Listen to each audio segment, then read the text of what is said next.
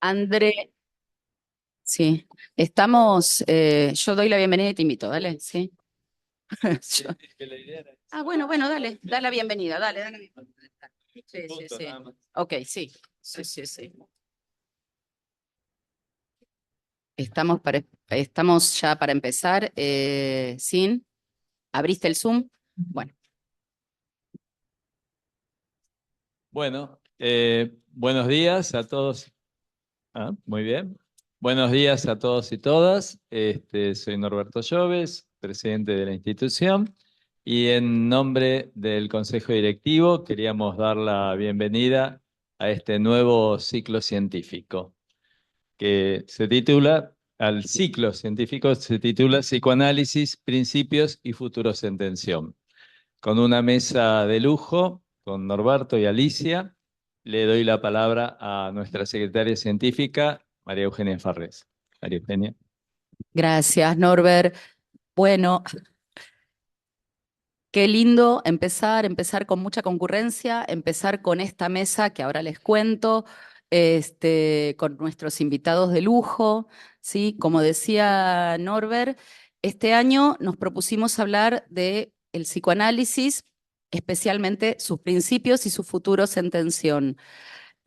Antes de iniciar, quiero pedirles un aplauso, y ahora los voy a presentar uno por uno, para todos los compañeros que pensaron dentro de la comisión científica, nuestros compañeros de la comisión científica, pensamos este ciclo como venimos pensando los otros, que bueno, esperamos que sea productivo, rico en preguntas, en debates y todo eso, ¿sí?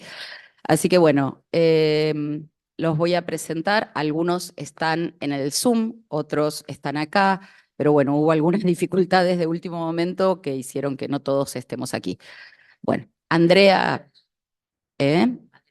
Más de 30 personas en el Zoom, buenísimo. Bueno, acá tenemos, entonces voy a nombrar a los miembros de la comisión científica: Andrea Burcaicea, Estela Maris Cadenas, Estela Maris Grisolía, Karina Kraut, Hernán Lago, Ezequiel Lynch, Raúl Portas Esquivel, Viviana Rivero y Sebastián Sequeira López, y yo, María Eugenia Farrés.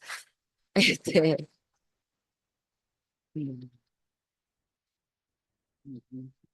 bueno. Em, Brevemente les voy a contar un poquito de qué vamos a hablar este año.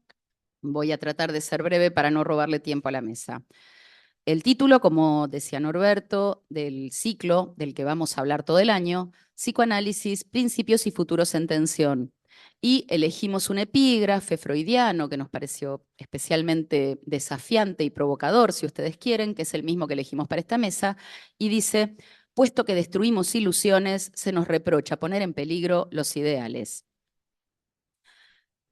En tiempos de incertidumbre y narrativas desfallecientes, la pregunta por el futuro se nos impone como imprescindible y obligatoria, prácticamente como una necesidad ética, más aún cuando resurgen discursos que censuran y prohíben nuestra disciplina, retomando consabidos cuestionamientos a su eficacia.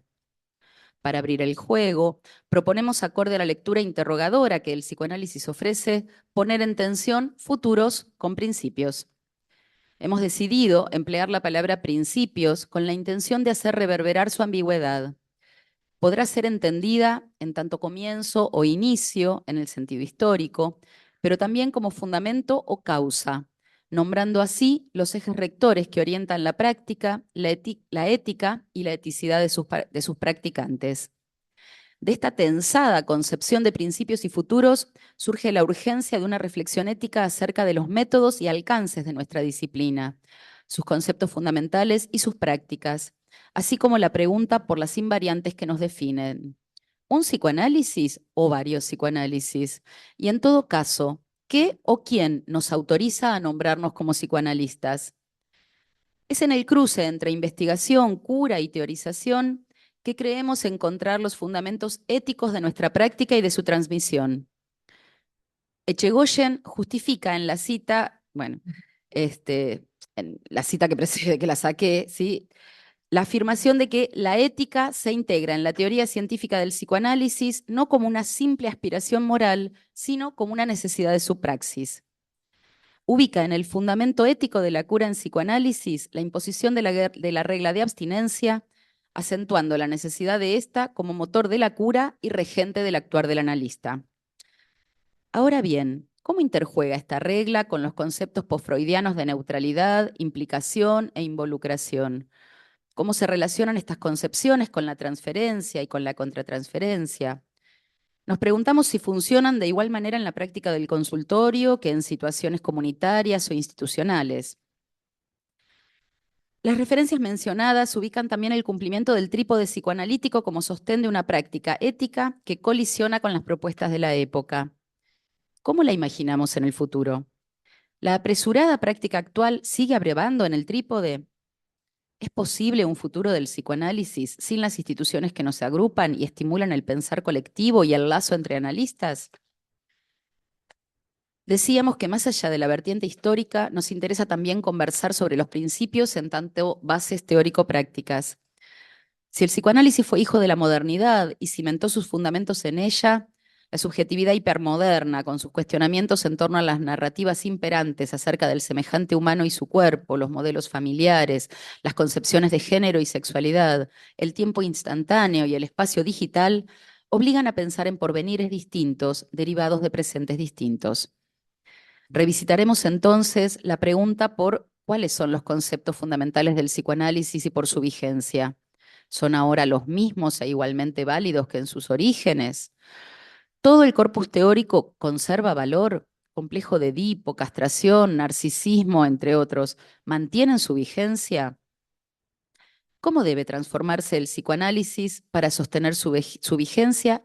¿Y qué debería admitir para enriquecerse? O, dicho de otra forma, ¿qué tiene el psicoanálisis para aportar al presente y al futuro? Entendemos que nuestra disciplina se ubica en ese vaivén entre lo que permanece y lo que cambia. Algo se desordena y eso mismo obliga a buscar nuevas disposiciones que interrogan el orden previo. Nos proponemos también revisar la relación entre futuro e ideales, siempre pensando en la direccionalidad existente entre el yo ideal, que nos remite a las prácticas que pregonan completud y felicidad perpetua tan en boga, ¿no? Y el ideal del yo. Formas actuales del malestar en la cultura que auguran torsiones y fracturas del lazo social, en las que la pregunta por la angustia y la responsabilidad frente al semejante parecen no tener cabida. ¿Qué configuraciones sociales advendrán? ¿Hay lugar para el duelo pesaroso en la sociedad paliativa que habitamos?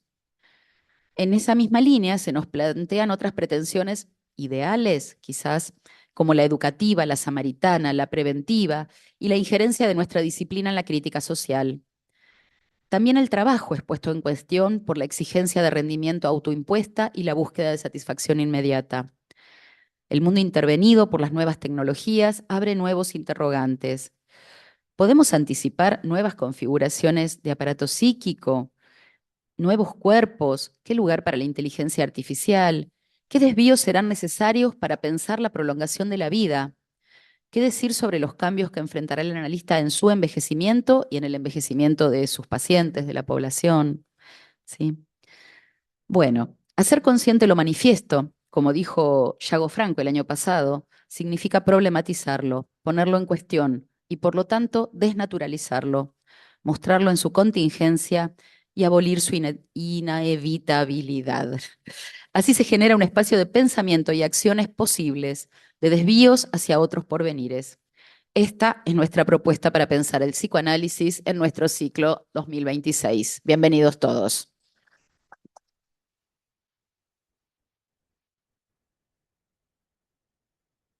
Bueno, vamos a empezar ahora sí la mesa inaugural, que tiene un título juguetón para los que tienen memoria. Le pusimos Principios del psicoanálisis, verdades y consecuencias.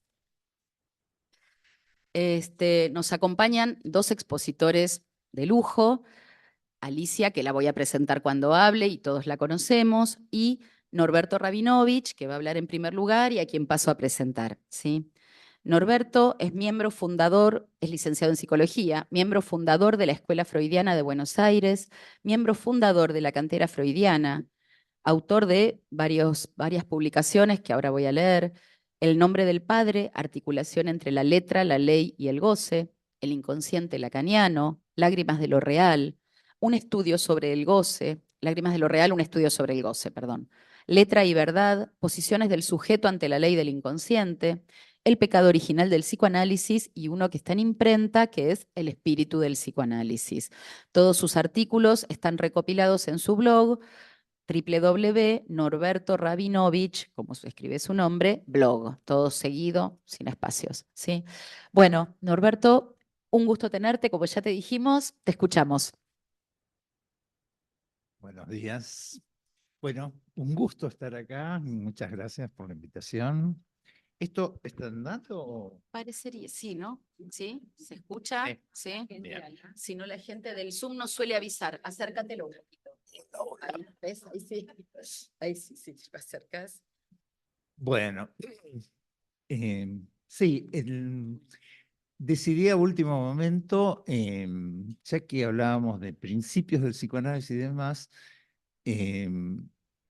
hablar de lo que precisamente acabo de escribir, que es un libro que está en imprenta por Letra Viva, que es El espíritu del psicoanálisis, que trata de articular esa categoría, esa noción, ese concepto, ¿sí?, tan tradicional del espíritu humano con el campo freudiano, el Unbewusstsein, es decir, el ello y el inconsciente. Más o menos diría que el ello y el inconsciente serían en la temática, en el desarrollo freudiano, una manera de digamos, incorporar en el discurso científico algo que todo el mundo, digamos, que ya estaban, digamos, que es ese campo de la vida que no es la vida mental, que no es la vida de las percepciones, de las sensaciones, de las fantasías, de los racionamientos, de los pensamientos, sino que es esa vida llamada del espíritu. Bien.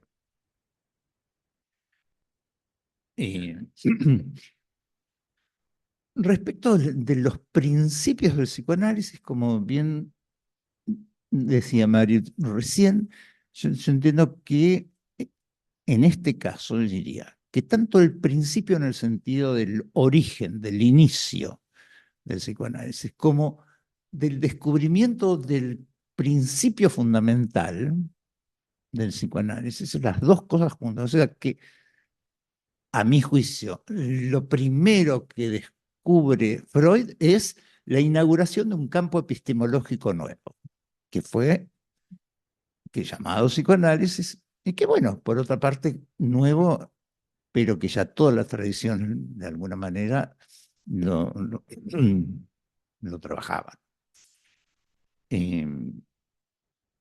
Yo diría así, imitando un poquito un estilo bíblico, diría, al comienzo a Freud se le reveló lo real. Y ese real que descubrió es lo que yo llamaría entonces la piedra angular, la piedra fundamental de la teoría de práctica psicoanalítica. Teoría de práctica psicoanalítica. No lo llamó así, real. Ese término lo introdujo en el psicoanálisis como categoría Lacan, ¿saben? Lo real, lo simbólico, lo imaginario. Ese real, así llamado, digamos, era de alguna forma aquello que Freud había sacado, empezado, digamos, a remover y aparecía expresado, digamos, bajo muchas metáforas de maneras muy diferentes.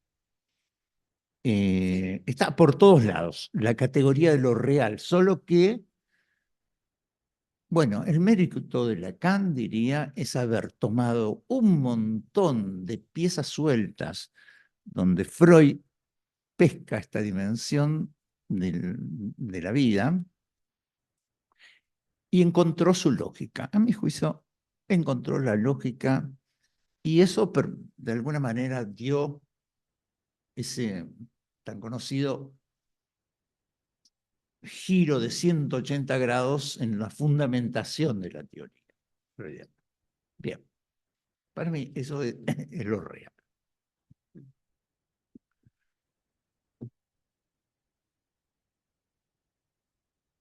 Dado que este concepto de real, o sea, hoy voy a hablar de lo real y del espíritu, ¿no? Porque diría, el espíritu es lo real. Lo real, bueno, el concepto lacaniano de lo real, por supuesto que la palabra real tiene tradición en la filosofía, la teología, lo que sea. Es un concepto que rompe el sentido común y es un referente que no tiene ningún sentido y que, bueno, intentaré, digamos, me acuerdo una referencia de Lacan, él dijo, ya entrado en años, en uno de sus últimos seminarios, dice, lo real, por ahí empecé mi enseñanza. Fue lo más difícil que tuve para enseñar. O sea, yo estoy diciendo, lo real van a enfrentarse con una dificultad para articularlo, para captarlo, para seguirlo. ¿Y por qué pongo insistencia en este punto? Porque cuando ya hoy día, después de tantos años, se habla del inconsciente, ya es como que ya todos sabemos qué es el inconsciente. Bueno, o inclusive en el campo lacaniano, hablar de lo real, todos sabemos, ¿no? Sin embargo, tanto uno como otro concepto es algo que yo observo, y bueno, por eso traje este testimonio de Lacan. Lo más difícil quiere decir, como le dijo, usted es listo a sus propios alumnos, después de muchos años de enseñanza, ustedes listo, no terminan de entender nada. Bien, entonces con palabras simples, de la manera más, más sencilla, intentaré, bueno, dar algunas pistas, orientaciones respecto de qué es lo que estoy planteando como lo real, como el fundamento mismo del psicoanálisis. No digo lo simbólico ni lo imaginario, digo lo real. ¿Sí? Porque hay un real, digamos, que toca algo de lo simbólico toca con lo real, se sostiene en lo real. Y eso, bueno, es precisamente el concepto más lacaniano de inconsciente.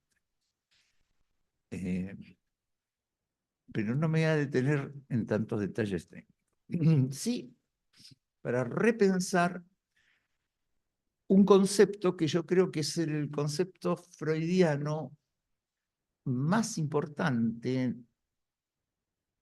El concepto. Muy bien, la viste a Laura, sí. El concepto freudiano, donde más claramente él está hablando, teorizando de su revelación de lo real, de su relación con lo real, de la de Freud. Y es el concepto de Das Ding, del objeto profundamente perdido.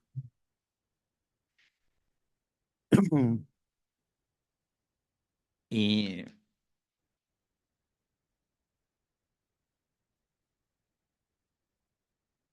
bien, el objeto, la cosa, diríamos traducido, Das Ding, la cosa, que bueno, Freud plantea como fuente y fin de la pulsión. Fuente y fin de la pulsión. Yo digo que esa fuente es real, no lo llama así, y ese fin no es sino el reencuentro del sujeto con lo real. Reencuentro del sujeto con... Bueno, ¿qué quiere decir eso? Bueno, él plantea, en principio está claro. Freud yo creo que lo sacó de Kant, no sé si lo cita o no lo cita, pero Kant había articulado digamos, la cuestión de lo real. Él planteaba este artículo de lo real con la cosa, das Ding.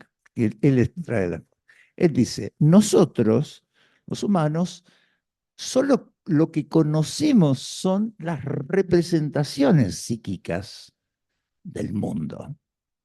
Pero la cosa en sí, das Ding in sich, no la representación, la cosa, das Ding in sich, eso es imposible de ser conocido. ¿Sí? Bien, lo que hace Freud es decir que hay en el interior del aparato psíquico, hay un Das Ding equivalente a este imposible de ser conocido, lo real, dentro del aparato. Y lo llamó el objeto profundamente perdido. Siguiendo la lógica de lo que él estaba trabajando tanto Kant como Freud, porque para Kant era clarísimo que si fuera Das Ding el objeto profundamente perdido, es profundamente perdido ¿para quién? ¿Para qué? Para el lugar donde se inscriben las representaciones psíquicas. O sea, que es muy sencillo deducir de eso, de que Das Ding no es tanto sustancialmente algo, sino un agujero en el interior del aparato psíquico. Un agujero real que lo podríamos llamar el no todo, con Lacan, porque diría, el aparato psíquico que está todo conformado por representaciones imaginarias, simbólicas, en ese aparato, en el interior de ese aparato, hay una parte que no está hecha, no está constituida como esa, pero no es que está de otra. Bueno, el ejemplo más sencillo que traer acá siempre para ver qué tipo de cosa es lo real, es simplemente tomar un objeto como conjunto, un florero, y yo digo, el florero hecho de cerámica contiene un vacío, un hueco en su interior. Ese vacío, ese hueco, que es parte del florero, que no es nada, es el no todo del florero todo de cerámica, ¿sí? Estoy tratando de insistir sobre esta lógica que es para no darle ninguna sustancialidad al Das Ding. ¿Sí? La cosa es lo más insustancial, lo más que tiene en todo caso la consistencia de un agujero, de un vacío, de un hueco. Entonces, bien, tomó la referencia freudiana más clásica de la pulsión. El fin de la pulsión es volver a encontrar el objeto perdido, volver a encontrar lo real. Freud plantea que la pulsión es el movimiento del sujeto en búsqueda que surge, porque dije, es la fuente y el fin, surge de lo real, surge de ese agujero y solo quiere volver como un boomerang a su fuente, al agujero, a lo real. Bien, la pulsión entonces freudiana es aquel circuito por el cual el sujeto, con sed de encontrar su real, da vueltas por el mundo de los objetos sexuales y retorna a su centro, que es ese vacío de lo real. Pero Freud, ¿cómo puede ser? O sea, te está diciendo que la tendencia más importante del ser humano es encontrarse con un objeto que no es. ¿Cómo puede satisfacerse con algo que no es, que no puede conocer, que no puede morder, que no puede ver, con ese agujero en el campo del saber, ¿sí? Con lo real? Entonces dice, bueno, no es que como se trata de algo de otro orden que del registro de las representaciones y del conocimiento, no lo puede percibir, no lo puede simbolizar, no lo puede conocer, pero lo puede alucinar.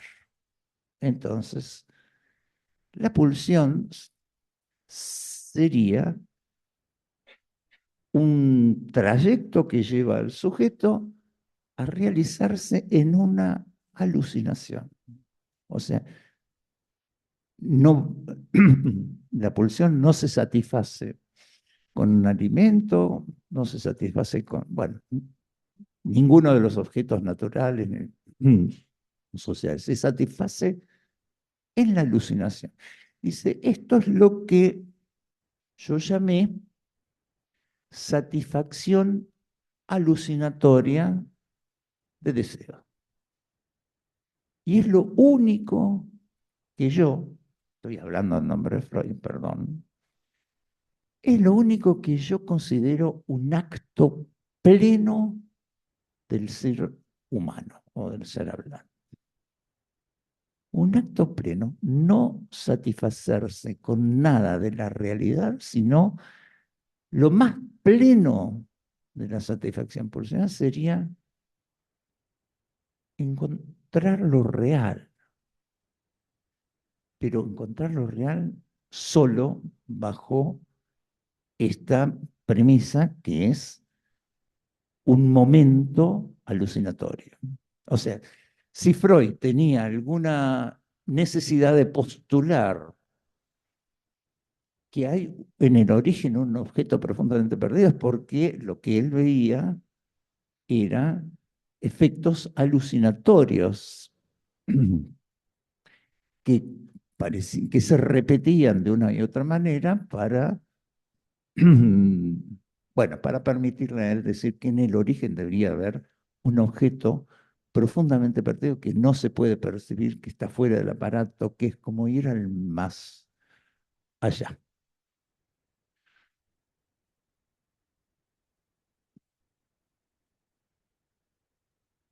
Siempre recuerdo, hablando de principios como orígenes y como fundamento,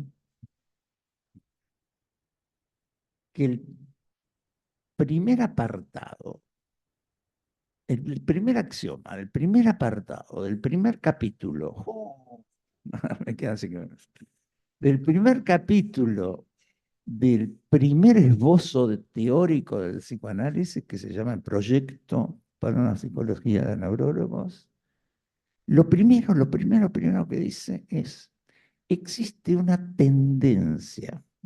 Entonces, estamos pensando de lo que él necesita tomar como fundamento de todo lo que va a desarrollar después. Y su fundamento es, existe una tendencia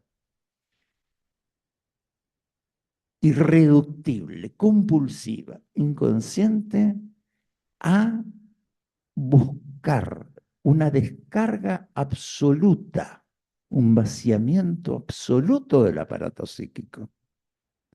Alcanzar el grado cero de energía, lo que implica la muerte del aparato. Son metáforas, hay que pensar. No dije la muerte del individuo, digo la muerte del aparato. ¿Y qué es la muerte del aparato sino, por ejemplo, algo que podemos visualizar en el campo psiquiátrico, por ejemplo, como un momento de despersonalización, de desrealización, de pérdida de identidad imaginaria? ¿Sí? Cuando uno se va justamente a lo real, al más allá. Bueno, muchos años después de haber, digamos, trabajado, él retoma en 1920, con Más allá del principio del placer, esta hipótesis. Hay una tendencia primaria, la más fundamental de todas, que es ir más allá de lo cognoscible. Y eso es gozar, es el goce de morir. ¿Sí? Son metáforas. El goce de morir no es, bueno, si quieren, en la expresión me muero de risa, está tomando la muerte como ese momento donde algo de lo pulsional rebosa el control del yo, la identidad narcisista está caída y aparece ese goce, y entonces se muere, goce de la muerte. Para, digamos, bueno, perdón, aquí ahora tengo que tener. Me quedan 2 minutos. Bueno.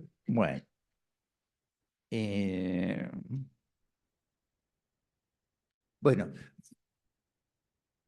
Freud había advertido que todos los síntomas neuróticos contenían este factor alucinatorio. Que si había un síntoma neurótico es porque el punto clave, el punto de realización del acto pulsional en el síntoma era ese elemento alucinatorio. Pero de la manera más evidente para decir de que es por el lado de la alucinación, de la experiencia humana alucinatoria, donde el psicoanálisis ancla fuerte y tiene su apoyo, es que necesitó empezar a mostrar, a explicar este campo del inconsciente trabajando con los sueños, esas inocentes y cotidianas psicosis alucinatorias, digamos, que tenemos. Como con esto insisto en el hecho de que es permanentemente y desde el principio que Freud tenía claro que todo lo que es del orden de la determinación de los síntomas o la curación de los síntomas tiene que ver con esto de un encuentro del sujeto con lo real. Tomo una definición muy lacaniana. La alucinación es el encuentro del sujeto con lo real.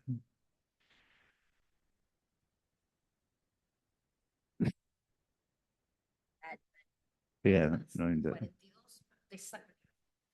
bien. Hago un, un salto, bueno, dos fragmentos. Cuando Lacan, cuando le preguntaron bueno, Freud se preguntan, yo y Leyer, ¿qué es un psicoanálisis? ¿Cómo definir el fin del psicoanálisis? Dice, allá donde ello era, vous, no, sí, vous, bar Du es war, donde ello era, soll, debo, ich advenir. Bueno, allá donde el ello era, el sujeto debe advenir. Allá donde el ello es lo pulsional, yo diría la fuente pulsional, lo real. Allá donde era en el comienzo el sujeto era sin ser, porque era en lo real, primer lugar del sujeto, ahí debes volver. Lacan trabaja muchísimo esto y dice permanentemente de que esto es esta frase es una brújula en su clínica y en su enseñanza. Yo, el último libro, este que está en imprenta, me dedico casi 150 páginas a interrogar esta fórmula. Was war, soll ich werden? Bien, ¿cuál es la punta? Las prácticas espirituales, particularmente las que son de orden místico, por ejemplo, el Tao o el budismo, dicen, allí, en el vacío real de tu ser, allí en el vacío debes advenir, debes llegar. Este recorrido que van haciendo las practicantes del encuentro con ese vacío, es decir, de despojamiento de pensamientos, emociones, deseos, etcétera, para encontrar lo real, esto es el núcleo de la eficacia de una mutación de orden ético, que es, bueno, que ellos llaman revelación, iluminación, despertar, otros místicos, goce místico, eh, encuentro con la verdad, etcétera. Todo esto indicaría que todas las prácticas llamadas contienen este elemento de la experiencia mística están ubicadas en la misma lógica, en la misma dirección que de otra manera y con otras herramientas propone el psicoanálisis. Allí, en lo real, debes advenir como sujeto.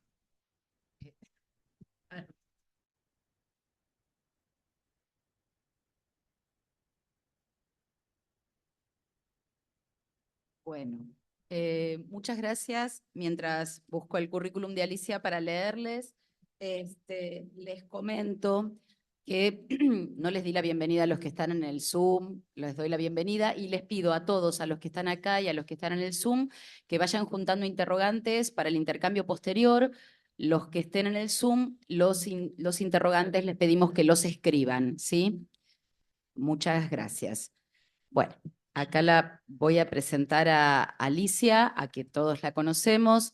Alicia Levin es licenciada en psicología por la UBA, psicoanalista, magíster en psicoanálisis por nuestra casa en convenio con la UNLAM, ex secretaria científica y ex presidenta de esta institución, profesora titular de la maestría en psicoanálisis AEAPG UNLAM, fundadora del área Pensando desde Winnicott, actual directora de la maestría en psicoanálisis de la UNLAM y la EAPG, miembro fundador del ciclo El malestar en la cultura y del ciclo Psicoanalistas dialogando con las artes, autora de textos y libros sobre Winnicott y abordajes culturales, miembro del Board Latinoamericano sobre el pensamiento de Winnicott, investigadora de la Universidad de La Matanza, evaluadora de la CONEAU y miembro de Babel Psi.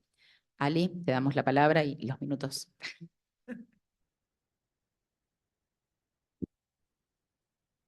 Estamos con el trauma. No, no. ¿Se escucha? Buenos días a todas y a todos. Bueno, un gusto. Gracias por el deseo de estar acá y en el Zoom. Cintia me ayudó a contar y Sandra también. Hoy es un día importante, siempre los miércoles científicos son importantes, pero bueno, gracias por el deseo de estar. Quiero felicitar a la nueva directiva que hoy está acá inaugurando las reuniones científicas y felicitar especialmente a Maru Farrés y a la Comisión Científica por su trabajo, por el ciclo y agradecerles el honor de estar en la inauguración. Es un placer y un gusto y tantas caras amigas, conocidas de los grupos, Fran, de tanta gente acá y en el Zoom. Mis interrogantes, que trataron de ceñirse a la pregunta sobre principios, verdades y consecuencias, que es cierto, hablando del jugar, es algo del juego, mis interrogantes están hoy dedicados a la pérdida de un gran maestro y colega de esta casa, que colaboró muchísimo en mi formación, ¿no, Nora? Y en la de todos, que es Luis Córdoba, que introdujo, ya que mi compañero de mesa, gracias Norberto por acompañarnos hoy, introdujo en la currícula los estudios lacanianos y además reformó esta casa y fue alguien que donó mucho saber. Así que mis interrogantes a todos ustedes y especialmente a la memoria de alguien tan querido. Todos saben lo que hace mucho que recurro a la teoría de la complejidad. A mí me permite, ¿va? Ahí va, la cantante habló. Ahí me permite salir de las encerronas, por ejemplo, entre determinismo y azar, entre sistemas abiertos y cerrados, entre historia recursiva y lineal. Para el psicoanálisis, el sujeto, como pienso, es un sistema abierto, abierto al otro, tanto desde la pulsión, desde el deseo y también un ser social. Luego, la subjetividad está construida y entramada en lo sociohistórico. Pero ¿cómo llegamos hasta acá? En su texto Contribuciones a la historia del movimiento psicoanalítico, Freud alude a los orígenes del psicoanálisis de esta forma. La ciudad de Viena ha hecho todo lo posible para desmentir su participación en el nacimiento del psicoanálisis. En ningún otro lugar como allí sintió el analista tan claramente la indiferencia hostil de los círculos científicos e ilustrados. 1911. También pertenecía Freud al ambiente filosófico-cultural de esa ciudad mientras trabajaba con pacientes con síntomas neurológicos sin explicación médica. Desarrolló su propia teoría acerca de lo inconsciente, sentando las bases del psicoanálisis con la publicación de la interpretación de los sueños. Entonces desarrolló nociones como transferencia, represión, resistencia, es decir, vislumbró y nos brindó un nuevo concepto de verdad, hablando del interrogante de hoy, cuya corroboración correspondió a la técnica psicoanalítica. También construyó el concepto de cultura, el cual voy a tratar de trabajar en los interrogantes. La pensó desde el punto de vista psicoanalítico como polaridad entre sociedad e individuo. La cultura como aquello que ordena renunciar a todo lo que en el humano implica búsqueda de satisfacción, pulsiones sexuales, salvo dentro de la normativa establecida, y sobre todo agresivas, es decir, el placer de la crueldad y de hacer sufrir al otro. Más tarde, si podemos, me gustaría, igual me parece que el tiempo estamos ahí, me parece que no nos está yendo muy bien con el tema de la crueldad, en el uso tanto del relato como del acto. ¿Por qué entonces la necesidad de cultura? Me pregunto, ¿qué permanece? Preguntas que se hace el ciclo. ¿Y qué cambia en las épocas y en las culturas? Quienes nos interesamos profundamente por el psicoanálisis y la cultura, somos sujetos críticos y nunca por fuera de una constitución histórica o de una implicación. Cada época, la miro a María porque es una de las personas que trabaja mucho en la implicación del analista, por eso, entre otras cosas, te miro. Cada época tuvo y tiene grises y oscuridades impensables. Se nos impone pensar, trabajar, recrear teorías, prácticas, sumando las que ya existen a las que vamos creando. Y aún más, tomar las presentaciones del sufrimiento como emergentes epocales. Como Freud plantea, son expresiones culturales las actividades y valores como el arte, la ciencia, el deporte, la religión, que resultan útiles al ser humano para protegerlo de la violencia de las fuerzas naturales y regular la violencia con los demás en tanto ponen la tierra a su servicio. En el malestar en la cultura, que fue en el 30, en plena época del capitalismo industrial. Sí, no me vas a correr con el. Así que voy a correr, no sería yo, pero vos andás. Bueno, En la época del capitalismo industrial, a la que Foucault denominará sociedad disciplinaria, época en la que el ejercicio del poder tiene por objeto a los cuerpos y por objetivo su normalización, no podemos dejar de lado el uso discursivo del concepto disciplina que ilumina las relaciones entre saber y poder. También es cierto que en los años 70 asistimos a un cambio de paradigma en que la sociedad se caracterizó, como nos dijo Byung-Chul Han, por una sensación de libertad que no era sino una forma oculta de coacción, una nueva sumisión. Hoy creemos que no somos un sujeto sometido, sino un proyecto libre que constantemente se replantea y reinventa. Pues bien, digo, el propio proyecto se muestra como una figura de coacción, incluso como una forma eficiente de subjetivación y de sometimiento. Más tarde quizás tengamos posibilidad de verlo desde la clínica y las presentaciones de la crueldad, el sufrimiento y esta coacción. Así, mientras el deber era limitado, ahora, entre comillas, el poder hacer es ilimitado. Nos encontramos en una cultura que genera la paradoja de la libertad aparente, que lleva a la autoexplotación en aras de una fantasía de rendimiento sin límites. Dado que han cambiado las prácticas sociales, nosotros, como analistas, debemos interpelarnos acerca de qué preguntarnos, qué cambiar en nuestra práctica clínica y cómo pensar. Pensemos, por ejemplo, en la función del superyo que somete al yo a la esclavitud del mercado y que en caso de fracaso lo condena a la depresión o la angustia. El superyo ya no es únicamente un cultivo del deber ser, sino de la infinita ambición del rendimiento y del éxito que ha generado la figura del empresario de sí mismo. Más tarde quizás quiero hablar de esto en la clínica, ya lo dije, porque me invitan. La idea de libertad individual es la trampa del sujeto aislado de los otros.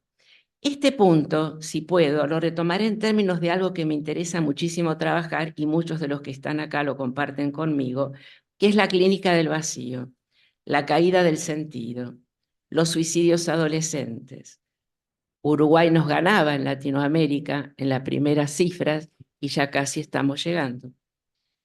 Y el suicidio, como decía Norberto la otra vez, ya no como aquello que invita por la angustia impensable, sino el suicidio adolescente como opción, la caída del sentido de la vida. Quien fracasa en la sociedad del rendimiento se hace a sí mismo responsable y además se avergüenza, dirigiendo entonces la agresividad contra el propio yo. Y esta agresividad convierte al sujeto en alguien devastado, con un yo frágil. Ya no trabaja para sus necesidades, sino para el poder soberano. Así nos enseñó Rudinesco, este nuevo amo que coincide con el superyo que ordena gozar. Si en la sociedad de la disciplina la pulsión sexual estaba controlada sobre los cuerpos, igual que la pulsión agresiva en la actualidad, las pulsiones se liberan porque trabajan para la consigna de tú puedes gozar, lo que dice Nike, ¿no? Hazlo ya. Cuando apenas acabamos de liberarnos del panóptico disciplinario, caemos de lleno en el panóptico digital, mucho más eficiente.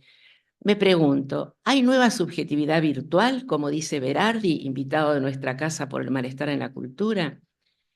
La falta de sensibilidad, compasión y solidaridad hacia el otro es típica de nuestra época, en la medida que ésta es productora de subjetividad en mucho más que un sistema económico, es decir, formatea las conciencias según el modelo empresarial. Digo entonces que veremos si la crueldad hace que se transforme al sujeto en objeto o también si pensamos que la crueldad crea nuevas formas de lazo y de subjetividad. Sin embargo, al mismo tiempo el psicoanálisis, con su interés en el trauma, la represión, el duelo y otra vez la verdad del inconsciente, se convirtió en una manera significativa de luchar contra esta opresión. No estaríamos acá, sino. Los espacios terapéuticos para poder interrogarnos sobre trauma y pérdida se convirtieron en una técnica y tal vez esa técnica es para poder resistir a este desastre epocal. En una cultura de mentiras de Estado y de imposición de silencio, el solo hablar de verdad ya es un ejercicio importante. Hace énfasis sobre el tiempo Hago énfasis sobre el tiempo profundo en un entorno de poca capacidad de atención e insisto en el valor de la creatividad y conexión humana frente a un panorama abrumador, por ejemplo, de la inteligencia artificial, del uso de la inteligencia artificial. El psicoanálisis sostiene el trabajo del pensamiento, hacer pausa junto al valor del tiempo en contra de la velocidad. El psicoanálisis desafía los conceptos tradicionales de género e identidad sexual y prioriza las experiencias individuales de sufrimiento y de deseo. El descubrimiento freudiano, el gran aporte a la historia de la cultura y a su regulación normativa, radica no en el pasaje del mito clásico a la dimensión universal inconsciente, sino en descubrir el valor instituyente que tiene la construcción de la subjetividad en la prohibición del incesto.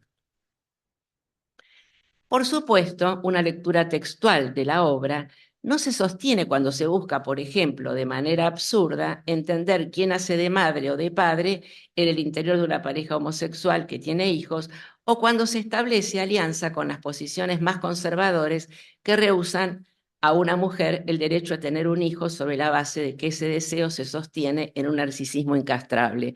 Varios ya nos escucharon al equipo de investigación sobre la voluntad de no procrear cuando trajimos las entrevistas, y muchas de las críticas que reciben las personas entrevistadas, bueno, es tu deseo de no procrear tiene que ver con tu ego y con tu narcisismo, y no con el deseo digamos, de no maternar, que es totalmente válido, ¿no?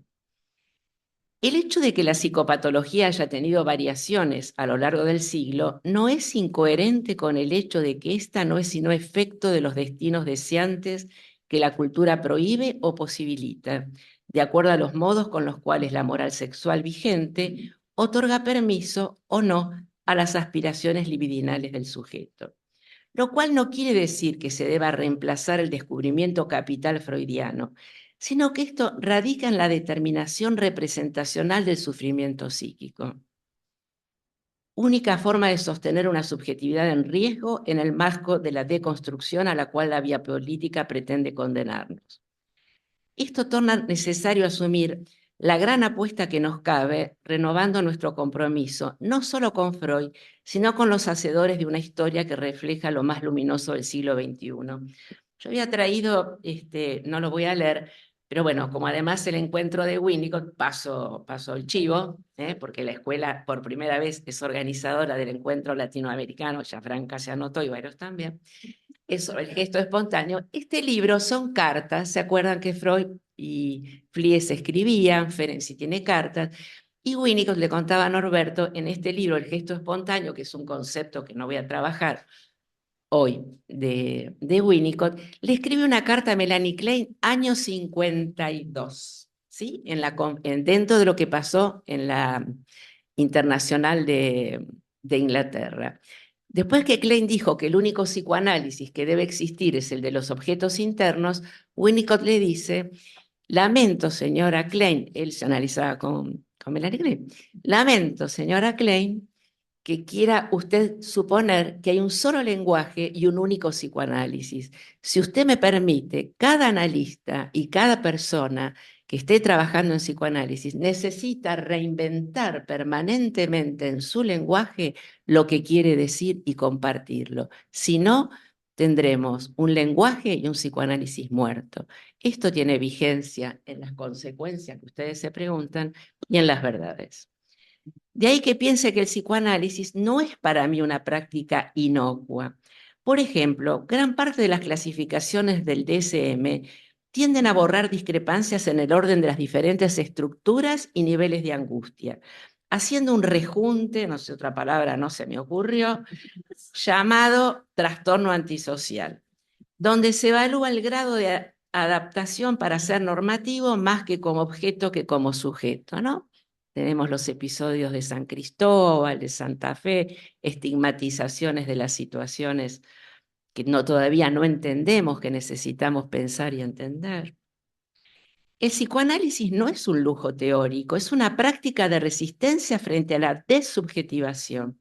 Más aún, en una época donde las soluciones temporales y las intervenciones farmacéuticas dominan el cuidado de la salud mental, el psicoanálisis insiste en el valor de la atención sostenida a la complejidad humana, palabra que usé al empezar, ¿no? Edgar Morin me la enseñó. Hablando de verdades y consecuencias. El psicoanálisis rehúsa reducir la angustia psicológica a desequilibrios químicos del cerebro o a síntomas que tienen que ser manejados. Trata el mundo interior de cada persona como algo digno de explorar profundamente. De ahí que yo insista en que no hay clínica sin contexto. Para terminar, ¿cómo vamos? Oye, ponele Bárbara.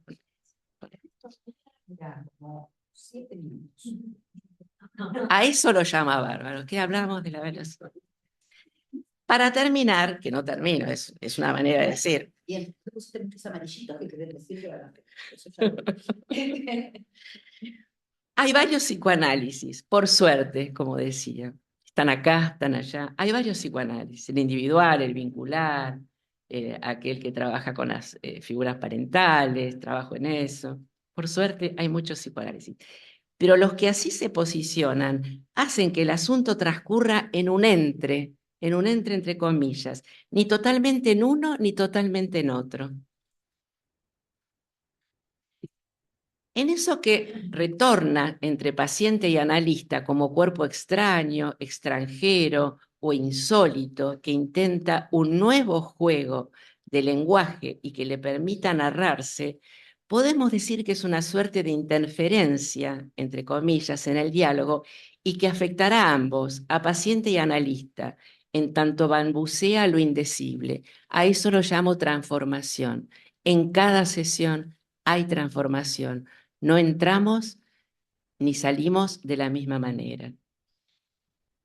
Pero por ahora, a medida que las crisis políticas se acumulan y los métodos terapéuticos tradicionales a veces dicen ser insuficientes, las reflexiones de Freud sobre la psiquis humana están encontrando nuevas audiencias ansiosas, entender entonces la oscuridad de nuestros tiempos. Para terminar, me ayuda Bertolt Brecht, siempre. Y una vez más lo traigo para terminar. Nos dice así: hay hombres que luchan un día y son buenos. Hay otros que luchan un año y son mejores. Hay quienes luchan muchos años y son muy buenos. Pero hay los que luchan toda la vida y esos son imprescindibles. Estas palabras se las dedicamos a los analistas de ayer y de hoy. Muchas gracias.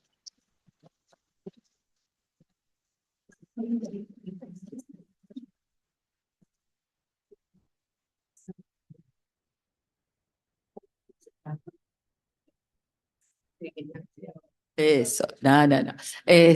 Bien, estuvieron bárbaro, gracias por estar puntuales con el tiempo, así podemos escuchar los comentarios, las preguntas, las inquietudes de todos, ¿sí?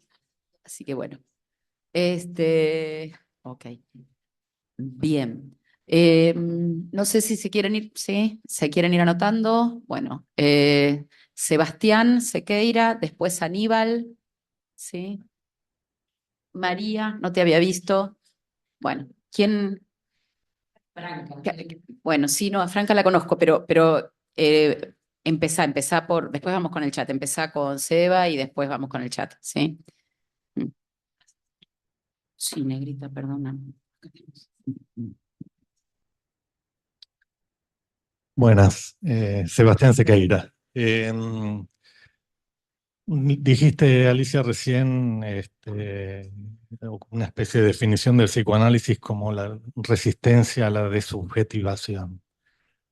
Y en realidad quería más que nada hacer un comentario que me parece que eso es algo que está tomando el entre los principios y los futuros, ¿no? Me parece que si hay una constante, además de lo que decías de transformación, es el valor de resistencia que tiene el psicoanálisis. Aníbal, vamos a juntar 3 o 4 inquietudes, ¿sí? Y después volvemos a la mesa. Sí, Norberto, me hiciste Preséntense, por favor. Aníbal Repeto. Me hiciste pensar un par de cosas cuando hablabas de Kant y de lo real, ¿no? pensaba si no tenemos que pensar que hay dos dimensiones de lo real entonces, ¿no? Una que es conceptualizable, Das Ding, el vacío, y otra que es totalmente inconceptualizable, ¿no? Eso que nunca se termina de aprender porque ni siquiera un concepto puede llegar a abordarlo como un impensable, diría, ¿no? Pensaba en eso. Y lo otro, cuando hablabas del goce de morir como metáfora, también pensaba si en realidad no es una metáfora y es, digamos, un momento de satisfacción absoluta, el momento exacto de la muerte, ¿no? Como la descarga máxima, como un momento concreto, quizás no percibible, no concientizable, pero sí el momento de descarga absoluta como posible. Eh, y Alicia, cuando hablabas de las palabras, pensaba, ayer escuchaba la nueva versión del proyecto de salud mental que se estaría enviando, que cambia el término mental por el término comportamental, ¿no? Si bien ya mental, en cierto modo, no es lo psíquico, ¿no? Porque nos acostumbramos a tomar trastorno mental como algo propio, pero en realidad deberíamos pensar en lo psíquico y no en lo mental, pero ya pasa a lo comportamental. Y pensaba cuando vos hablabas de donde era ello, el yo debe advenir, eh, si eso no va en la línea de no advenir al ello, sino de reemplazar al ello el yo, ¿no? En esto de pasar a lo mental y a lo comportamental ahora. Eso. María, díganme si hay alguien que no, que si me salteo a alguien, avísenme, porque por ahí, sí. Bueno, soy María Casariego de Gainza. Muchísimas gracias por la mesa porque fue un muy buen comienzo. Eh, Norberto, quería preguntarte, a ver si entendí bien. Dijiste que el aparato psíquico está lleno de representaciones y que el aparato psíquico está lleno de representaciones. Y me preguntaba si lo pensás, le das un lugar a las impresiones psíquicas, a la inervación de huella, donde no hay representación, pero genera efecto. ¿Cómo lo pensás? Es una pregunta. Y otra de las preguntas en relación a lo que expusiste, cuando hablabas de el vacío real, eh, que decías que es lo imposible, y pensaba si lo imposible es el vacío de lo real o el intento de la pulsión o el intento de la pulsión de acceder a lo real. O sea, ¿cuál sería el vacío de lo real? ¿Si lo pensás como desde lo real, real, o si es justamente el intento de la pulsión de aprender eso real lo resignifica como el vacío? Y Ali, trajiste algo que creo que es muy importante en los tiempos que corren, que es hablar de la verdad. ¿Qué es la verdad hoy? ¿Cómo lo pensás desde el psicoanálisis? Si justamente, un poco como decía Sebastián, no es un lugar de resistencia revolucionaria desde el psicoanálisis, volver a traer el valor de la verdad en un mundo donde la verdad es tan poco creíble. Y en relación a lo que decía Aníbal, pensaba en esta frase maravillosa de Freud: negociamos las palabras y luego negociamos los hechos. Gracias. Sí, ahora le vamos a dar la palabra al chat, a Karina en nombre del chat. Cintia y Mabel las tengo anotadas, pero me van a quedar para la próxima. Y Franca, Cintia, Mabel y Franca las tengo anotadas, pero me quedan para la próxima vuelta. Dale, Cari. Bueno, Karina Kraut de Científica.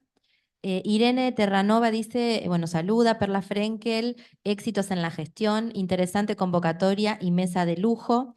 Y después dice, interesante revisión del concepto del Das Ding que trajo Norberto, concepto que nuestros alumnos trabajan con profundidad en nuestros seminarios. Muchas gracias. El trabajo de Alicia moviliza con su apertura y la consideración de la importancia del entre y todo lo que implica ser analista hoy. Muchas gracias nuevamente. Alicia Gómez dice, nos saluda, qué buena mesa, y le dice a Alicia, el panóptico disciplinario Foucaultiano reemplazado por el panóptico digital, representado mediáticamente por el Gran Hermano. Muy interesante para pensar. ¿Es eso? Bueno, entonces ahora si les parece volvemos a la mesa. Les pido que cierren porque alguien salió y dejó abierto. Bueno. ¿Querés contestar, Norberto? Después vamos a ver qué pasa inquietudes. ¿Te parece? Como empezamos en el orden en el que Bien. digamos. Es nuevo este sistema porque en general se hace la pregunta y en respuesta o sea, me cuesta un poquitito más eh, centrarme en el conjunto de preguntas, ¿no? Bueno, pero voy a tomar de las preguntas que escuché, lamento si respondo adecuadamente o paso por lado, pero yo diría así, tres cuestiones. Retomo, en principio, me encanta que se resalte la dimensión de resistencia del psicoanálisis a, digamos, a la demanda cultural. Me encanta, porque precisamente ahí se funda lo que es la ética, no la moral. La moral es otra cosa. La ética siempre es un acto de decir no a la demanda. Porque si decís sí, estás en el orden de la obediencia, el acatamiento. Ahí puede ser bueno, puede ser malo, qué sé yo, no importa. Esa es la vida.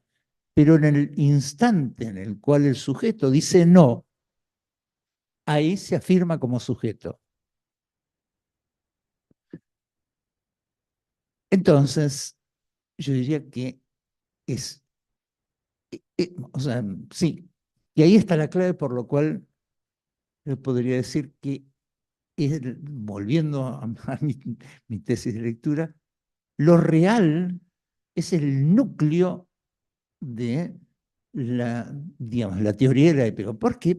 Porque es precisamente lo real lo que dice no a la demanda del otro.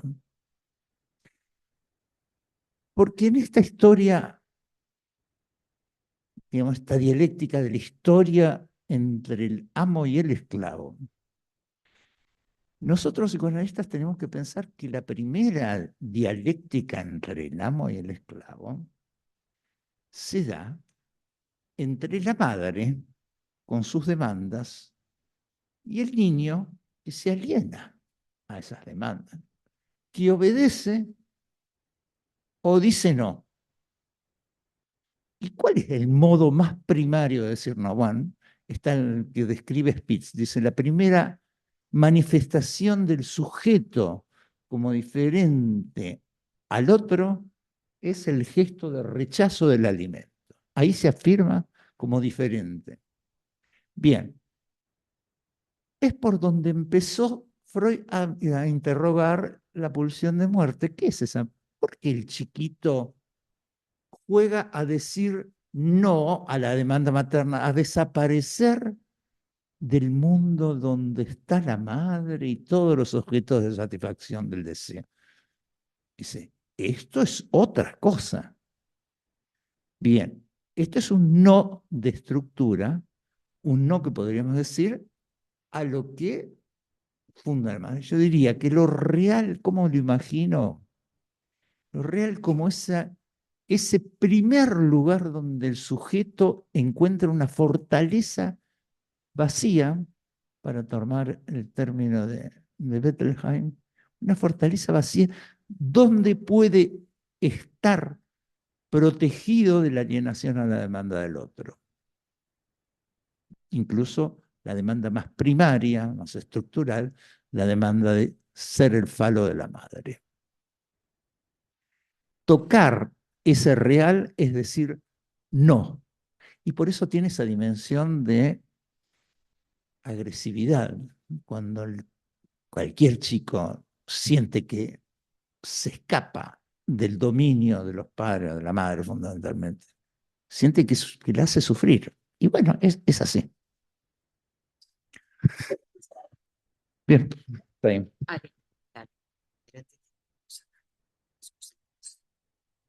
Bueno, quería agradecer a todos y a cada uno que van preguntando y también cuando Norberto retoma el concepto de resistencia, porque me parece que algo esencial del ciclo, de la función, de esta escuela, le contábamos la historia a Norberto, es entrar en diálogo con las diferencias, pero poder entrar en diálogo, que cuando insisto tanto en lo epocal, algo del aislamiento, algo de no te metas, de no te comprometas, de la verdad, ¿no? Es no poder entrar en diálogo. Y esto que tomando algo de lo de Sebas, de la resistencia y el entre, pero antes de ir por ahí, porque también Alicia Gómez trajo algo de esto, yo, Aníbal, siempre me hice algún problema, y hoy un poco lo charlábamos cuando le contábamos la historia a Norberto, por qué no se llama psicoanálisis originalmente la institución y después la pudimos, ya todos lo conocen, lo que son de la escuela, pero le contábamos a él por qué dice psicoterapia. En verdad, soy bastante grandecita yo, pero desde muy joven, desde la concurrencia del hospital, siempre me peleé mucho con esto del oro y el cobre, del psicoanálisis y la formación sacralizada, y si es salud mental no es psicoanálisis. A ver, Norberto me ayudaría y María también muchísimo, ¿no? Es la posición del analista haciendo algo ahí, ¿no? Y también coincido que primero se ceden las palabras y así está el mundo. Y otra vez, así está el mundo, como decía Alicia Gómez, porque es otro mundo. No es que todo tiempo pasado fue mejor, pero es otro mundo. Ahí Sebas está en el fórum. Lo que trabaja esta gente en infancias devastadas. ¿Cómo están las infancias? Entonces, ojo con esto, ¿no? De lo conductual. Porque la verdad, la gente que hace, los terapeutas que hacen terapia conductual, hoy me preguntaron el número de matrícula, no me acordaba, pero podría poner mi número de matrícula, se analizan con psicoanalistas. Ellos hacen, no, mira, Gabriela me hace así porque me conoce. O sea, todos sabemos de la verdad de lo inconsciente. Entonces, a Sebas, a Alicia y a María les voy a contestar con algo que también trajo Norberto, que tiene que ver con una viñeta muy cortita, que ni siquiera es traer la clínica porque sé que se está grabando. Ya que compartimos mucho con la gente, está todo acá dialogando y está todo científica y mucha gente del malestar. En estos tiempos de precarización, largos tiempos de precarización laboral, muchas de las consultas tienen, ¿no? Sebas, como ahí en este punto, porque también algo de lo que pasa en las infancias es también ver los padres agobiados que no tienen resto y que hacen una consulta porque no aguantan el niño y se meten en el Instagram, como me dijeron una vez, ¿me podés dar unos tips? Lo hablábamos con Claudia, para ver cómo es la crianza respetuosa. No, hermano, si es crianza respetuosa, te lo anula. Criar ya es algo respetuoso, como decía Norberto. Ojo con las palabras, criar es respetuoso, el otro es otro. No hace falta. Esa palabra, ojo, anula lo que es criar. Y ahí está ese super yo, déjalo hacer lo que quiere y estamos 5 años con colecho. La pequeña viñeta era ahí. Claro, sí, 5 años por lo menos. Ya tenemos las camitas que se venden que te pasás, o sea, ojo cuando yo traigo esto, que Alicia Gómez preguntaba, bueno, ¿dónde está ese panóptico? Está en el consumo. O sea, la gente que vende el Montessori, no sé cómo se llama, pero creo que ese es el nombre. Bueno, detrás de todo esto que parece que tiene alguna pedagogía, hay un nivel de consumo. Nos toca a nosotros ponernos a pensar en esas consultas. No son tips, como decíamos el otro día con Abel, es pausa y reflexionar. Paciente decía que él le parecía que con las nuevas entrevistas que estaba tomando en una multinacional que le iban a pagar en dólares, pero que bueno, que ahora el dólar estaba bajando, yo la verdad no me fijo todos los días si sube, si baja, que iba a ganar en dólares y que iba a trabajar 14 horas con algunas guardias de sábado y domingo, se le iba a acabar ese ruido en la cabeza de no poder hacer nada. Y que entonces tenía resuelto que iba a ser monotributista, no iba a tener aguinaldo, bueno, todo esto, ni vacaciones, pero que bueno, que con esa cantidad de horas se le iba a poder resolver el ruido. Entonces yo soy su analista, le pregunto, ¿de qué me estaba hablando con esto del ruido? ¿No? ¿A qué se refería? ¿Qué quiere decir ruido para él? Bueno, no puedo comprar nada.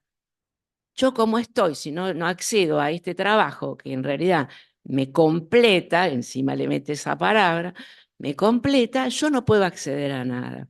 Entonces, en este sentido, hablando de la verdad, porque María conversamos muchas veces, porque con muchos de acá compartimos muchísima clínica, el tema, cuando él me dice ruido, que el ruido es no poder acceder a nada, le pregunto otra vez qué sería acceder a nada.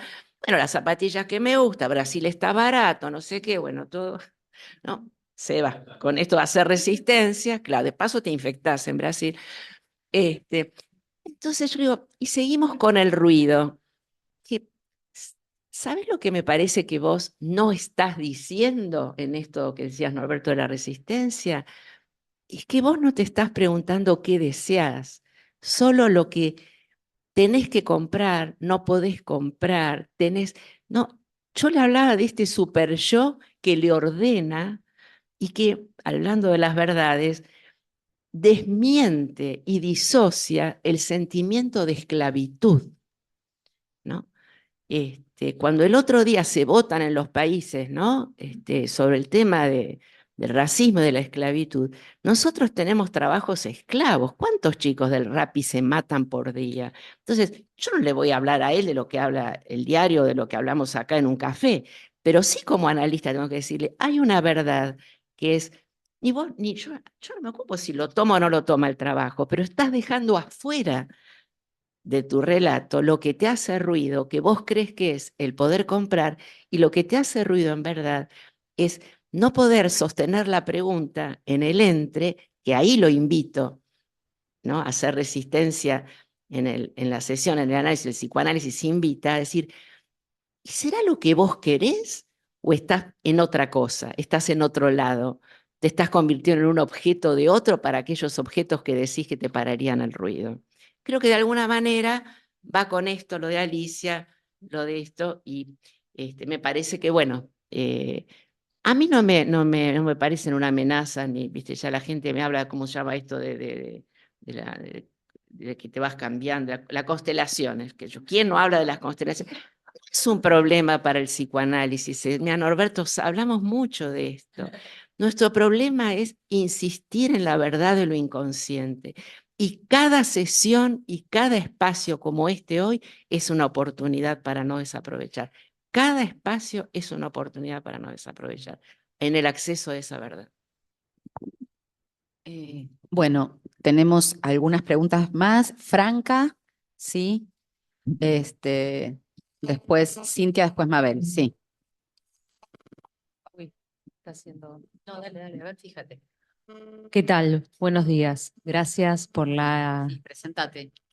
Bueno, mi nombre es Franca, soy egresada de la escuela. Hay varias personas acá que ya me conocen. Para mí es un placer estar acá con estas exposiciones y con tanta gente querida. Hace. Dale, no, así puedo leer, pues si no leo nada. Bueno, quería hacer un puente entre las dos exposiciones. Iba a hacer una pregunta, pero desde mi gesto espontáneo la cambié la pregunta. Voy a hacer otra. Porque me pareció muy interesante tu exposición hoy en relación con la de él. Me quedo con esto de lo real como el principio, ¿no? El principio, lo inconsciente, el dasdín, el vacío, el recorrido de la pulsión, fuera del registro de las representaciones, lo que se puede alucinar. La pulsión se satisface en la alucinación, no se satisface con algo de la realidad, sino con el deseo alucinatorio, un momento alucinatorio. Si hay neurosis, hay elementos alucinatorios, donde el ello era, que es lo real, yo debe advenir. Estas son mis interpretaciones, esto es algo que yo escuché de lo que vos dijiste y desde mi lugar me parece interesante ver el tema de la horda primitiva, ¿no? Los instintos quizás parricidas e incestuosos que albergan algo en torno a la muerte y al vacío. Todo esto ligado un poquito a lo que planteaba Alicia como un tema central hoy, que son los suicidios adolescentes. Me parece importante preguntar lo siguiente, porque hubo alguna vez una persona muy querida que también forma parte del cuerpo psicoanalítico, que planteaba en algún momento que quizás se podía llegar a pensar al suicidio como el único acto verdadero y de gesto espontáneo que puede llegar a tener un sujeto. Lo traigo como una controversia a pensar y analizar en estos tiempos. ¿Por qué? Porque en realidad y juego se plantea la búsqueda de la persona y dentro de esa búsqueda de la persona hay algo de lo verdadero ahí. Entonces, quiero saber si ese registro de lo real con el suicidio y lo verdadero tienen algún punto en común o el suicida no tiene nada de vacío, sino mucho de tormento. Cintia y Mabel Fuentes. Y vos, Norberto, querías hablar. Bueno, Cintia, Mabel, Norberto y volvemos a la mesa. Sí. Bueno, vemos. Los del chat vemos. Buenos días, mi nombre es Cintia Chantril. Me quedé pensando en algo que me parece fundamental para esta mesa, que es la frase de Freud que ceder en las palabras es un acto de cobardía, dice él, ¿no? Sí, porque después se termina cediendo en la cosa misma. Y me parece que de alguna forma le estamos dando vuelta a esto con mucho esfuerzo porque son tiempos dificilísimos, así que les agradezco a todos la posibilidad de estar acá juntos, pensando juntos. Es un momento muy, muy complejo. También hubo acá una pediatra que dijo que educar no es respetuoso, por eso es educar, ¿no? Entonces, bueno, este tipo de cuestiones me resultan interesantes. Quisiera, Alicia, que pudieras desplegar esta cuestión clínica y un poco en relación a lo que decías de qué es el proyecto libre. No me quedé con esto, ¿qué es el proyecto libre? Y cuando hablabas de la cuestión, la persona libre, perdón. Persona libre. No, proyecto libre dijiste, sí, sí, sí. No importa. Lo relacionaste con la clínica y me pareció interesante poder pensarlo. También hablaste de complejidad y pensé que justo en ese punto, cuando Freud en el proyecto habla de la complejidad, empieza a desarrollar el sistema psíquico, ¿no? Y que está un poquito vapuleado. Por otro lado, le quería preguntar a Norberto por la cuestión de la fantasía, porque me llamó mucho la atención el hincapié en la alucinación, en la satisfacción en la alucinación, definiéndola como el encuentro entre el sujeto y el objeto, y esto borra de un plumazo la definición de la fantasía, que es el sujeto Losange A, como que hay mayor, menor distancia, exclusión o inclusión, y cómo lo piensa. Gracias. Sí, Mabel, por favor. Bueno, Mabel Fuentes. Agradecer las exposiciones, en especial a la brillante exposición de Alicia sobre los tiempos que nos toca vivir. Y te lo agradezco especialmente porque uno necesita hablar con colegas de estas cosas porque realmente es como ese punto de real inelaborable que uno esto lo hace en compañía de otros analistas, ¿no? Y quizás de otras personas de la cultura, pero sobre todo desde esta perspectiva, ¿no? Bueno, voy a intentar ser brevísima. Me centré en que las dos exposiciones tratan de lo real, o por lo menos esa es la lectura que hago, ¿no? Norberto se centró en lo real estructural, remarcó su lugar, y quería preguntarte, Alicia, sobre todo, digo, cómo lo estoy pensando, no digo que vos hayas usado estrictamente esa palabra, pero sí podemos considerar que esto de la crueldad, que me parece interesantísimo, y que es el pivote entre la sociedad disciplinaria y la sociedad del rendimiento, si esta crueldad, el corazón de esta crueldad no es un real, porque tendemos a pensar la crueldad del lado de la pulsión en positivo, ¿no? Como que es un aspecto que ahí la pulsión tiene su objeto, no como este vacío que propuso Norberto con Freud y Lacan. Entonces, digo, esa crueldad que tiene un sesgo muy particular que vos señalaste, Alicia, que es la crueldad del superyo en su imperativo de goce y no en la cuestión del deber que solemos atribuir, sino en sigue gozando cada día más, ¿no? Y este goce, que es padecimiento para el que obedece, para el esclavo, para el que le toca el lugar de esclavo, este que cede a la demanda del otro por no poder rehusarse, que es la demanda de compra cada día mejores zapatillas y trabaja todo lo que puedas. ¿Estás produciendo, como dicen, lo suficiente? ¿No podrías vos producir más? Ese es el pájaro carpintero del ruido de tu paciente que le picotea la cabeza y que es opuesto al deseo, como señalaste, ¿no? ¿Y vos qué deseas? Por eso digo, lo que tenemos los psicoanalistas, entre otras muchas cosas, de especial y que nos va a hacer, ojalá, seguir subsistiendo como disciplina, es esto de la interrogación. Esto que los conductuales se interrogan. Si nosotros podemos sostener una interrogación, por qué un chico agarra una escopeta y mata a sus compañeros? Si uno no puede rellenar rápidamente con teorías, sino aceptar lo incognoscible y tomarlo como motivo para la creación y seguir pensando y construyendo nuevas teorías. Bueno, entonces ahí uno puede dejarse habitar en lo colectivo de la comunidad como interrogación por lo real y sus formas nuevas, y en lo individual de cada cura por, bueno, interrogarte, ¿y vos qué querés de todo eso? Porque el otro te demanda que tengas esto, que tengas lo otro. ¿Y vos qué querés? ¿No? Esto es lo que nos puede hacer subsistir. Norberto, y después sí, volvemos a la mesa porque no nos va, Bueno, ya estamos pasados. muy breve. Alicia en un momento planteó no hay clínica sin contexto y me dio la impresión que Norberto planteaba no hay clínica sin lo real, ¿no?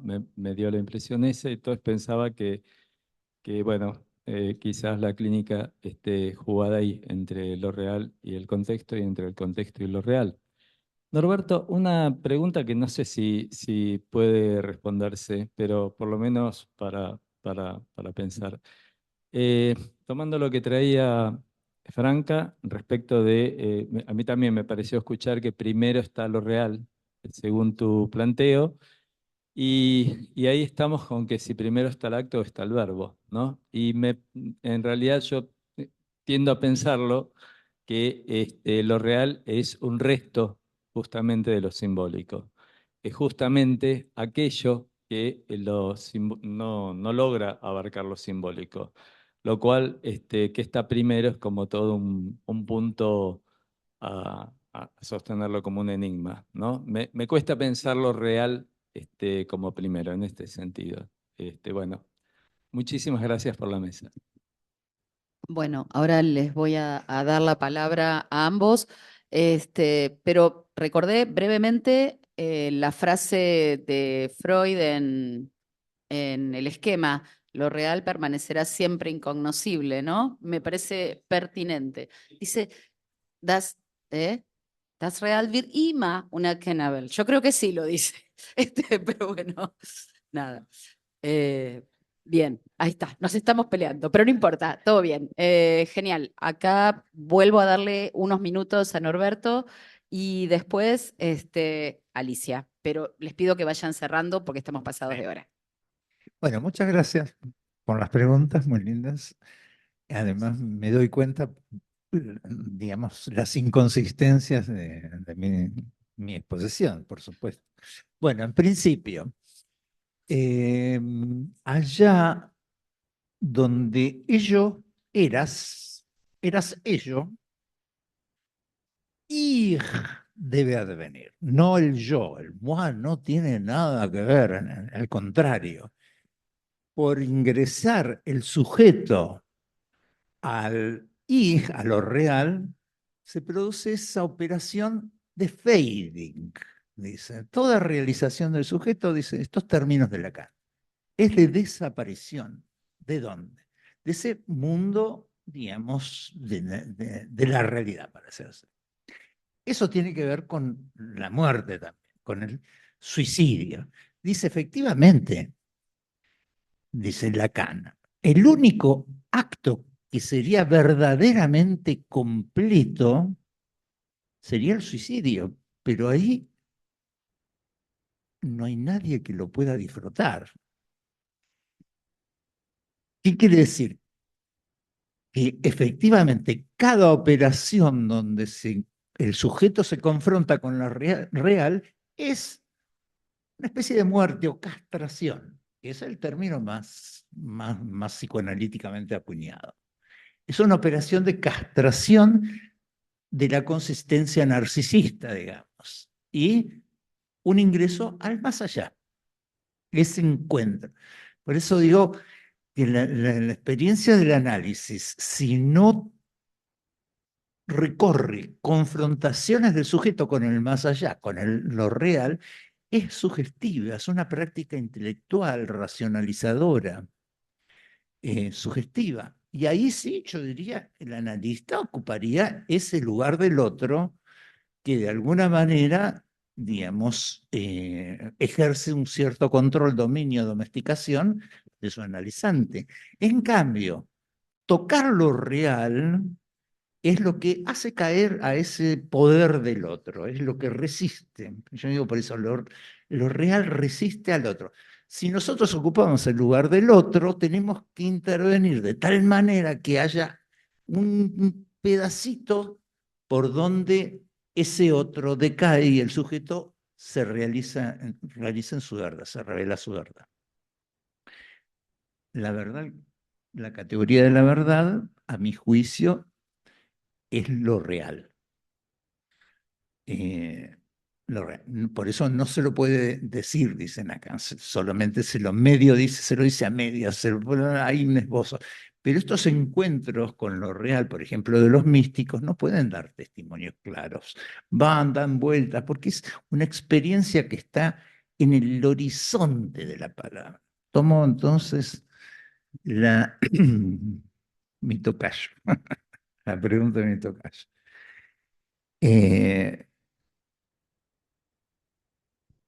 Cuando en digamos, el Evangelio de San Juan dice, en el origen Dios era el verbo, y el verbo era Dios. En el origen, yo ahí estaría de acuerdo, me parece una afinadísima apreciación de lo que es la génesis, pero esto es la génesis de lo humano. En el origen del humano, cuando el humano sale de su condición de homínido, es cuando empieza a hablar. Ahora, ¿quién inventó el lenguaje antes de que el hombre entrara en el lenguaje? ¿Sí? Bueno, esta es la pregunta por Dios. O sea, ahí dicen, bueno, fue Dios, y por eso no es cualquier cosa, es en el origen, es el origen del lenguaje. Digamos, o del primer significado, si quieren en términos incluso, digamos, históricos, pero yo diría estructurales. ¿Cuál fue el primer significante? Bueno, el cuerpo no es un significante. Porque vos decís el cuerpo en las palabras que nosotros utilizamos, pero yo estoy preguntando cuándo este animalito que era durante siglos, milenios, sin lenguaje, empieza a hablar. Bueno, ahí yo diría, en el origen fue Dios, el creador, crea el lenguaje, en el origen Dios es el verbo.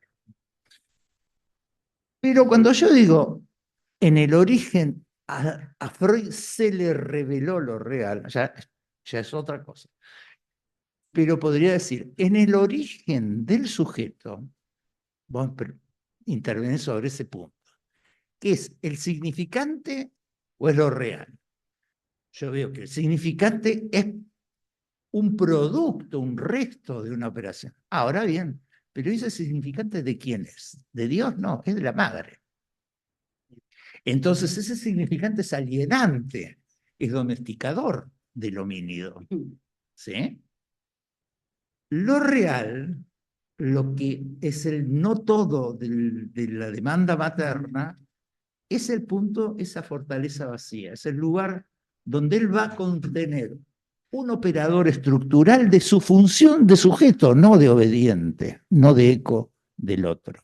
Entonces diría, en el origen del sujeto no está el significante, está lo real. Ese es el primer lugar del sujeto como sujeto dividido. Perdón, dije, sí, dije, ahí donde el ello era, el yo debe venir, no es el moi, no es el yo, no es la función del yo, sino la función sujeto.